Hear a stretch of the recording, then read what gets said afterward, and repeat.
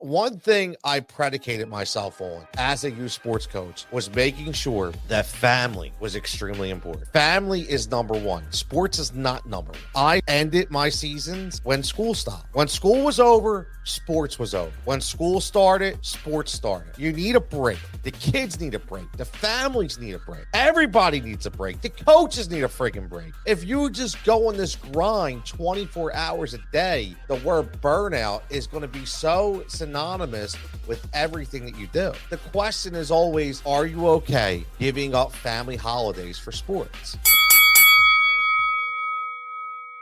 Remember, we're fighting for the right reasons. And like I said, and the right reasons are let kids be kids. I met a really good friend of mine a few weeks ago, and he gave me some fantastic insight, some great mentorship, but also, I coached his son. And one thing I predicated myself on as a youth sports coach was making sure that family was extremely important. Family is number one. Sports is not number one. Family is number one. And one of the things I decided when I wanted to start this journey, 20 years ago as a travel coach was summertime is for the families. What I would do is I always had a rule.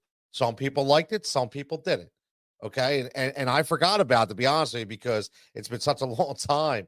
And because once you get to the 17, 18U level, it's really hard to find tournaments, especially in soccer, which is what I'm coaching right now. One of the most important things that I found was I was reminded, and Mike said to me, one of the most important things I loved that you did, Tony, was you were very forthright with saying family is a priority and you weren't going to take the family time away. So that was one of the most important things that I remember was saying that, listen, I want you to go enjoy your summer. I wanted you to go enjoy yourself to where you could go away with your family, go on vacation. The hell with going to tournaments from June, July, and August. Go enjoy yourself, right? So I always made sure between a 6 to 8 weeks period that it was family time. And I think that's very important. And I think that gets missed today. Everybody's so excited about getting their kid to that next step. Everybody's so excited about thinking, oh, my kid's got to make that team. He's got to train all summer to make that varsity team. Let me tell you something, man. What's he or she going to remember more? The moments that they went with their family or going up and down, doing man U's on a soccer hill, right? Think about that. And that was my most important thing. You know how many kids that I've talked to over time that I've coached that have told me they're burnt out, they're tired. And one of the most important things is they're like, I just want to be a kid. Summertime, I want to be a kid. I want to go to the beach. I want to go to the shore. I want to go to the mountains. I want to go to Great Adventure and Dorney Park. And I don't want to go to a tournament every weekend. I don't want to go to friggin' Georgia and Ohio and North Carolina. Yeah, listen, once in a while, if it's planned, I get it. But every friggin' weekend in the summer, it's just, listen, number one, it's very expensive. Okay. And again, I started this Fighting for Overtime podcast for the youth sports, not only to battle back, to tell my stories, but also for the simple fact to wake people the frig up and understand what is important right now. Life is too short, man. Life is too short. Gotta put time aside. You have to put time aside. It's so important. It's so important. And I am so happy that I was able to do it. Now, I'm not going to tell you that I never went on a tournament, right? I was helping coach when I wasn't a head coach, but I was an assistant coach for one of my daughter's softball teams. And we would go to Ocean City, Maryland, for nationals, which was fine. It was one weekend. Actually, it wasn't even a weekend. It was normally like during a week, right? When you go to nationals, it's like during a week, right? It's not even a weekend. So you could turn that into a vacation. But when you're going every single weekend, number one, it's travel time, it's food expense, it's lodging, It's everything. The mental aspects, the mental anguish that you have to feel, the stress on families, knowing how much money they have to dish out. The stress on the kids, knowing that their entire summer they work their ass off in school, right? Because listen, if you're like me, I hammer my kids, man. I want honor rolls. I want good grades. Now, again, understand something. Understand something before everybody gets all wild away and says Coach Tony's out of his mind. Just understand something. I understand there's limitations on everybody and everybody is unique, right? So I've made a rule in my house. Okay. My kids knew, right? My kids knew what my expectations are when it came to education. My kids knew what the expectation was in this household. If I didn't feel that they can meet those expectations, that's fine. I would, number one, make sure they get the help that they needed. And number two, I would help them myself work through whatever learning disability they may have had. But I knew they didn't have it, right? I knew they didn't have those learning disabilities. I knew that I needed them to be the best that they could be at all times, because this is a very competitive world when it comes to education. And that's one thing that you can't lose. Education is never wasted. Education is something that is always there. So I preached and preached and preached, right? So I forced them to make sure that they bought into that education system. Not just my kids that live with me as my bloodline, right? Shout out WWE. But what I'm saying is my kids in general that I coached, that they had to understand, listen, if you want to go get a scholarship, get the damn education first. Get that academic paper. Okay. And then if the sports is a build on, that's fantastic. Now, again, I understand that not everybody has that mindset. And it's not because they don't try. Maybe they just have a deficiency. Maybe they have something that blocks them from being able to get to that point. I get it. Not a problem. Not a problem at all.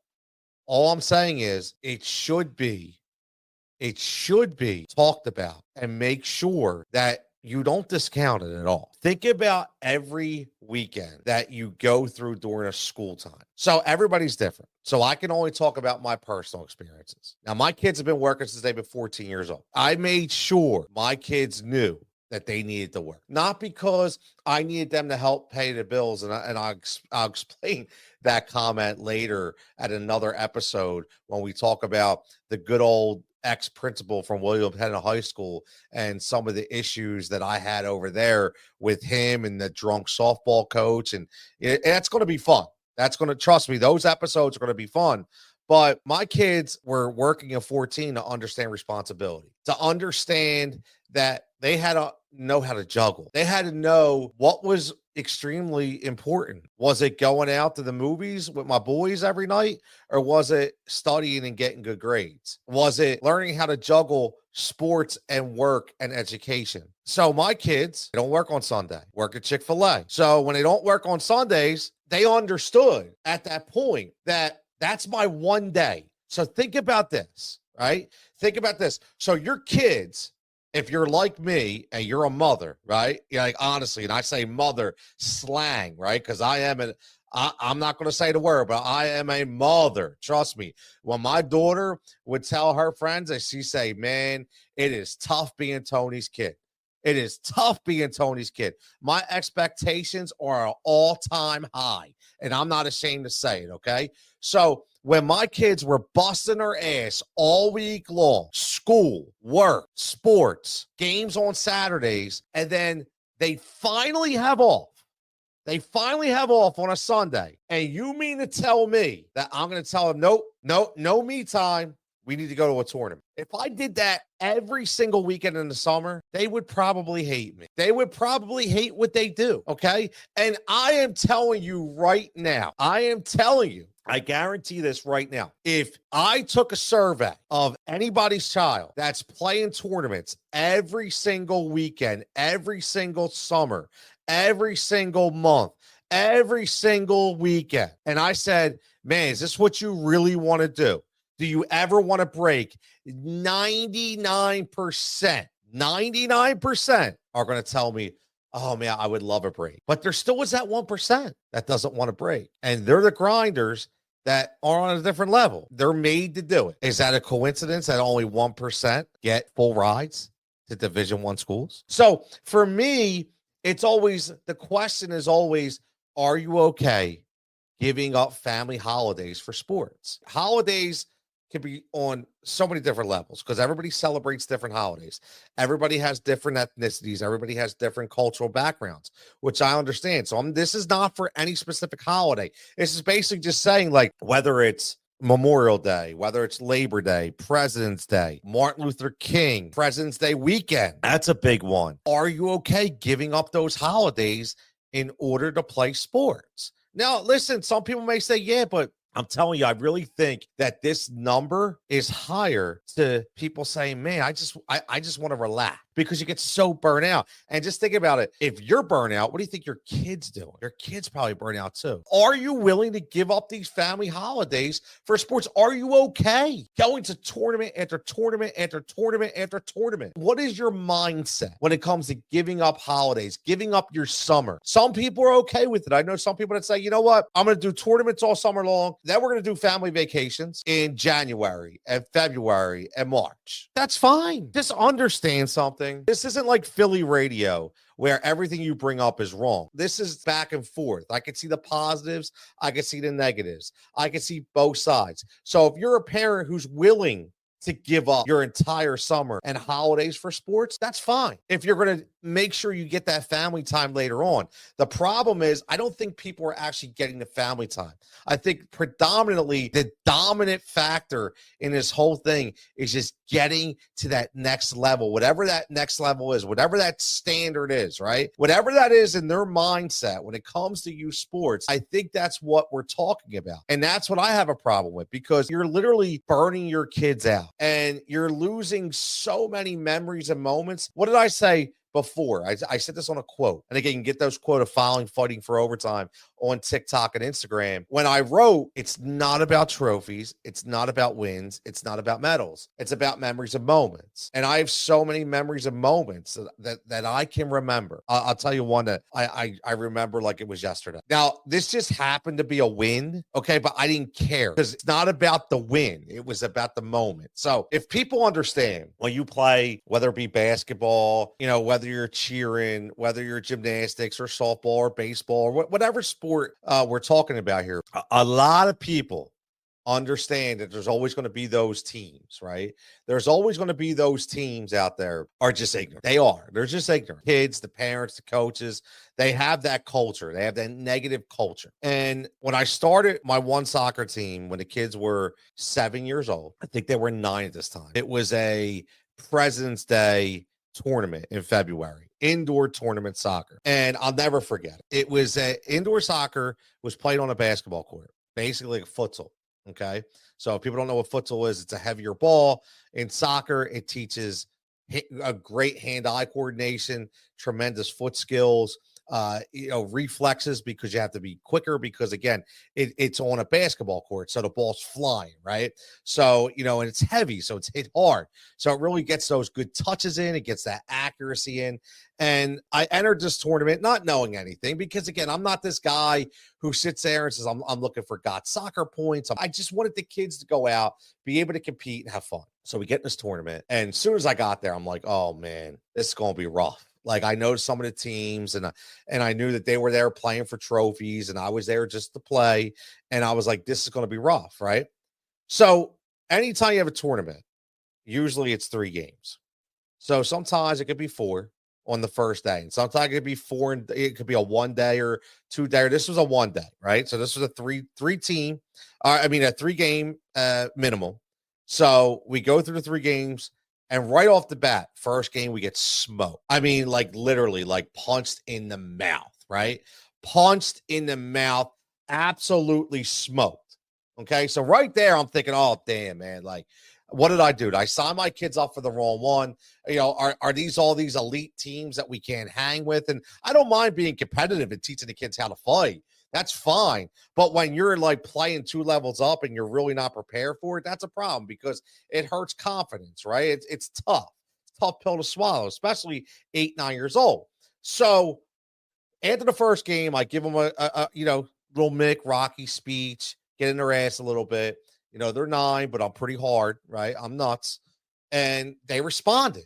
So they go out and they beat the number 1 team, like literally like destroyed the number 1 team. Toughest game I thought we were going to have. We smoked this team. And I'm like, wow. Like, I don't know where it came from, but man, now I'm excited.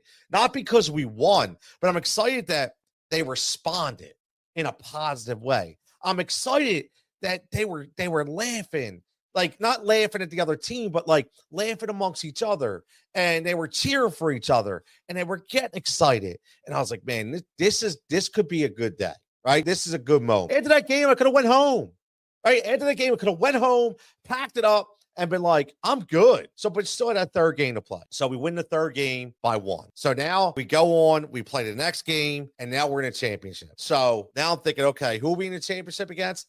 The team that we smoked. Again, they just must have had a bad game because they were a really good team.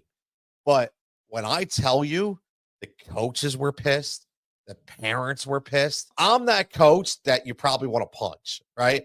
I'm the guy who can see the parents so distraught that they lost, not giving any credit to my kids whatsoever. Like, wow, that was a really good team. Just pissed off. The coaches are, man, don't want to give it any kind of credit. So I'm that guy. It's like really making sure that my feelings are known. Really making sure it's aware, like people are like, I can't stand this coach, this and that, only because I'm so happy for my kids. And if those people aren't going to give my kids the respect, I'm going to give them it in my own special way.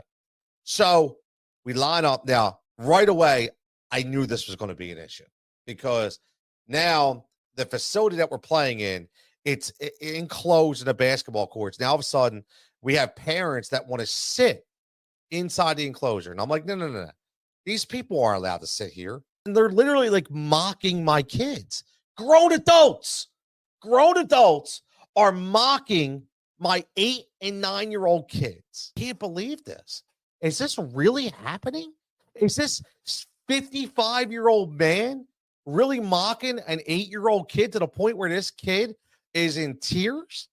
To the point where this kid is afraid, and he comes and says, Coach, why are those people over there? Why are they yelling at me? So I lose it. I lose it at the referees. I lose it to the people at the tournament. I'm a nut, but for good reason. I lose it because now I'm wearing my kids' emotions. Therapists would always tell me, like, you wear everybody's emotions on your sleeves. So I'm literally wearing my kids' emotions on my sleeves, and I'm extremely pissed off. So I finally get those, the tournament directors to get these people out of the enclosure on the outside. Now, I don't know what was worse, mocking my kids or being on the outside. Now, again, it's like an 8-foot glass, right? So it's only up, it's open on top, so you can hear, right? They're pounding and punching on the glass. They're yelling. They're cursing. They're getting crazy, right? You can see my kids are starting to crumble. I got good kids, man. Good family kids. They're not used to that environment, but they know coach is a crazy SOB. They know coach is going to go nuts for them. So the only way I know, the only way I understand on how to get them in this moment is to go crazy myself. So now I'm getting nuts. I'm getting loud. I'm pumping them up, and I can see it's working. I can see that they're getting that energy about them. They're running through walls. They're running through kids in the sense that, listen, when you say soccer, you're running through kids, that's important. You don't want to stick your leg out. You're just running. So you're running through these kids. And now, as I got these kids in energy and they're flowing, man, I'm so excited. I'll watch them. First goal, second goal, third goal. Now it's 3-0. These parents were absolutely nuts that they could not believe this was happening again. Well, there goes the halftime. So I see the coach. Coach's over there. He's reaming these kids, man. He's screaming at them. 8 years old. Again, 8 to 9 years old. These kids are crying. These kids are upset. Parents are literally sitting there shaking their kids. Like, what's wrong? Like, what is going on? They come out, and right away, what do? They come out and they score. They come out. They score again. So now it's 3-3. Now it's getting chippy. Couple minutes left. It's getting chippy. Now we're getting into the point where we know overtime's coming. We get into overtime. It's tied. So now it comes to penalty kicks. And I will tell you what, this was one of my favorite moments, man. One of my favorite moments. My man, Alex. So, and again, it's funny. I talk about Alex's mom hates my guts, but I love the kid, right? Still love seeing the kid. nowadays. And mom just hates me because she's just a hater. Funny thing is, we're going into overtime. I knew it was going to go to penalty kicks. I could just tell because these kids were battling, right? They're battling. So long story short, comes into penalty kicks, and we have Alex, who's up kicking the ball, my goalie. And if people know, goalies, they're used to kicking the ball long, but when it comes to a shot hitting an upper corner or a low corner or some kind of finesse, they're really not that good because they don't work on it, right? They're working on all the fundamentals of being a goalie. Alex comes up and he drills a shot. We go up. They got one chance left. So Alex was very, very tough as a goalie, meaning he was strong, but he didn't always have the best movements. He had a problem laterally going left to right. So they try to freeze him. Again, he's 8, 9 years old. So it just kills me when I'm talking about them trying to freeze them like we're talking like the NFL freaking kickers. And these kids are 8, 9 years old. But this is how people are. They're getting nuts. They're getting crazy. These people were making so much noise, getting nuts over this. They're trying to distract my goalie, this and that. So I call timeout, grab Alex. I said, listen to me, brother. I said, they need to win this. They need it. And they're going to try everything they could do. Somehow you have to block out that noise behind you. But this is what I want you to do. I said, I don't want you to think about nothing. I want you to make one move. Go left or go right. I don't care if you completely miss and guess wrong. Just before you go between those posts, I want you in your head to say, I'm going left or I'm going right. I said, can you do that? He said, yeah. I said, listen, Alex, I don't care if it goes in. I don't care what happens. I said, I just want to know that you guessed and made your mind up before anybody else changed it. He's like, I got it, coach. I'm good. Goes out there, makes the best save I ever seen him make. He guessed right. Like he literally went right and he guessed right. And the elation of these kids will be something I will never forget, to the point where I was literally in tears because I was so happy for these kids. They're just playing a sport that they love. And they were so excited. Honestly, they couldn't believe it. They couldn't believe that just happened. And they're watching these kids crying. They're watching these parents completely scold their kids. They're watching the coach just berate these 8, 9-year-olds to the point of tears are just flowing. And the parents are screaming at each other. And I'm like, listen, kids, this is why we do what we do. This is why we have this team. So we don't have to deal with that. And I'm going to keep you away from that as much as I can. And that is one of my favorite moments. And I say that because we've all seen it. And that's what this fight is all about, man. It's fighting for the right reasons. It's allowing kids to be kids. It's allowing kids to have fun. We are really on the precipice here of setting our entire youth spectrum into a mental health spiral. We really are. Pressure that continues to be on these kids at such a young age, the decisions that they have to make. No, you're not preparing them for the future. You're not. Stop. Anybody that tells me you're preparing an 8-year-old for 10 years down the friggin' line is an idiot. You're not preparing an 8-year-old to be 18. An 8-year-old just needs to be a kid, needs to be a boy, needs to be a girl, needs to just have fun and smile. Listen, we have 8-year-olds getting shot. There's 5-year-olds dying from cancer. Kids that don't even make it to 1. And you're worried about an 8-year-old setting them up for 18? Are you kidding me? I think it's an absolute joke. And that's honestly the reason why I wanted to become a coach. I wanted to change the narrative. I wanted to do something different. Was I the best coach? No. Am I the best coach? Never. I have never claimed to be. But what I know is, I know this for a fact, because I've been told by parents and by kids alike that they've enjoyed their time with me as a coach. And I've enjoyed watching them elevate themselves, not to better athletes, but better kids. Our goal as coaches is not to create athletes. It's to create individuals. I say it all the time. You don't understand the footprint, the stamp that you have on a child as a coach. I am telling you, no disrespect to the teachers, but a coach from the time that they're 8, 9, 10, 11, 12, you are the central figure in that child's life. You are. And they're going to emulate themselves after you. And they're going to look to you for guidance. They're going to look to you for right or wrong. And that's why I get so disgusted on coaches that treat their kids improperly. I get so disgusted on these scumbags that want to prey on these kids. I get so disgusted over this because our role as a coach is to create individuals. They're already fighting. They're fighting everything. We are not going to change the craziness of youth sports. But what we're going to be able to do is, number one, help people who are dealing with the mental health aspect of it, that are dealing with it right now because they think they're alone. And I'm going to tell you right now, you're not alone. You listen to the first 4 episodes of this podcast that are a personal reflection of stories that I have dealt with. You are going to understand yourself, that you're going to say, wow, I think I was in that same situation. You're just thinking, God damn, I think I dealt with that too. Trust me, I'm telling you right now, you probably did. You probably did. Maybe you didn't even know it. Maybe you didn't know how to deal with the situation. But we want to do is we want to help the next up and coming, right? The next generation, the parent right now who has a 4 or 5-year-old. I went to a doctor's appointment the other day, and I won't say the doctor, but again, shout out to the doctor, had 5 moles removed. 3 they thought may have been cancerous.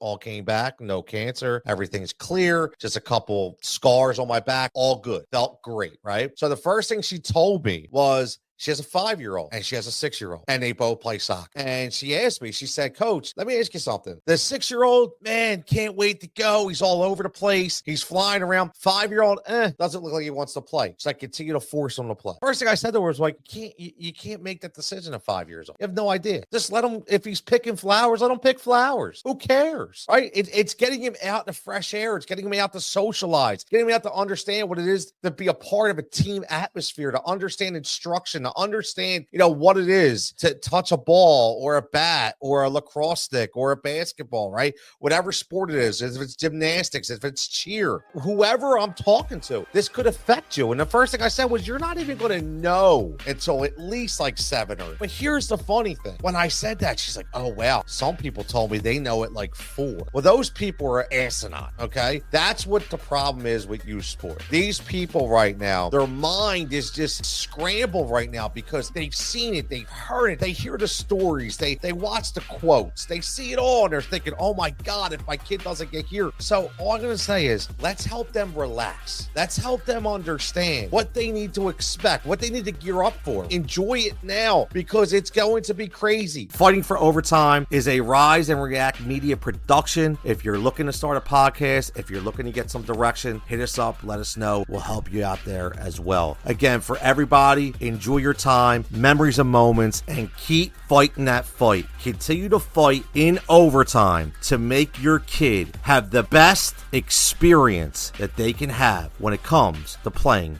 youth sports.